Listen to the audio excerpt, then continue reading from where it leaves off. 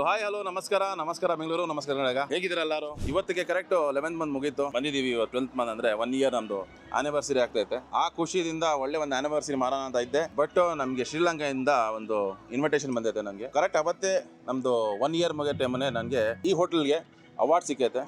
ಅದಕ್ಕೆ ನಾನು ಶ್ರೀಲಂಕಾ ಹೋಗಬೇಕು. ನಾನು 30ನೇ ತಾರೀಕು ಶ್ರೀಲಂಕಾ ಹೋಗ್ತೀನಿ. ಅದೊಂದು ನಿಮಗೆ ಒಳ್ಳೆ ಒಂದು ಬ್ಲಾಗ್ ಮಾಡಿ ನಿಮಗೆ ಈ ಒಂದು ವಿಡಿಯೋ ಮುಖಾಂತರ, ಇನ್ಸ್ಟಾಗ್ರಾಮ್ ಮುಖಾಂತರ, ಫೇಸ್ಬುಕ್ ಮುಖಾಂತರ ನಿಮಗೆ ತೋರಿಸ್ತೀನಿ. ಬಟ್ ಈ 11 ತಿಂಗಳಲ್ಲಿ ಈ ವರ್ಷ ಮುಗಿತಾ ಬಂತು. ನನ್ನ ಕಡೆಯಿಂದ ಏನೋ ತಪ್ಪಾಗಿದ್ರೆ ದಯವಿಟ್ಟು ನನಗೆ ಕ್ಷಮಿಸಿ. ಯಾಕಂದರೆ ನಂದು ಆಸೆನೇ ಒಳ್ಳೆ ಒಂದು ಹೋಟೆಲ್ ಮಾಡಬೇಕು, ನನ್ನ ಮಗಳು ಒಂದು ಹೆಸರು ಇರಬೇಕು, ಪ್ಲಸ್ಸು ಒಳ್ಳೆ ಒಂದು ವೆರೈಟೀಸ್ ಆಫ್ ಫುಡ್ ನಿಮಗೆ ಕೊಡಬೇಕಂತ ಒಂದು ಆಸೆ ಇತ್ತು. ಅದನ್ನು ನಂದು ವಿಮಾನದಲ್ಲಿ ಕೂತ್ಕೊಂಡು ಒಂದು ಫ್ಲೈಟ್ ಏರೋಪ್ಲೇನಲ್ಲಿ ಕುಣಿಸಿ ನಿಮಗೆ ಈ ಥರ ಗಾರ್ಡನ್ ಮಾಡಿ, ಅಥವಾ ಪ್ಲೇ ಏರಿಯಾ ಮಾಡಿ, ಚಿಲ್ಡ್ರನ್ಸ್ಗೆ ಒಳ್ಳೆ ಒಂದು ಎಂಟರ್ಟೈನ್ಮೆಂಟ್ ಕೊಟ್ಟು ನನಗೊಂದು ಆಸೆ ಅದೊಂದು ಪೂರ್ತಿ ಮಾಡೋದಂತ ಒಂದಿದ್ದೆ.